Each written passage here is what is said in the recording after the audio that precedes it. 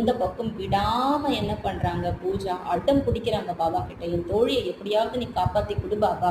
அவளுடைய தன்மானத்துக்கு எந்த தீங்கும் வராத அளவுக்கு அவளுடைய சுயமரியாதையை நீ காப்பாத்தி கொடு.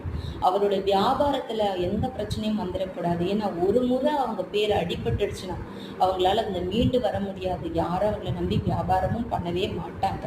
அதனால இந்த பக்கம் தோழி பூஜா அமளிவாடியாக்காக விடாம பாபா கிட்ட அடம் பிடிச்சு பூஜை பண்றாங்க. இந்த பக்கம் அமளிவாடியா ரொம்ப சாந்தமா பிரார்த்தனை பண்ணிக்கிட்டே இருக்காங்க. அன்று மாலை நேரம் 4:45 மணி வரைக்கும் படிக்கிறாங்க. அதுக்கப்புறம் அமளிவாடியாவால படிக்க முடியல.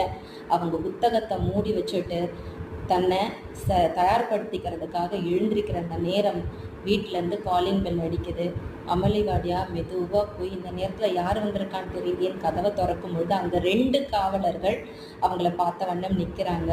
அமளிவாடியாவுக்கு ஒரு பய உணர்வு உள்ளுக்குள்ளே வருது, ஒரு குழப்பம் வருது, பதட்டம் வருது.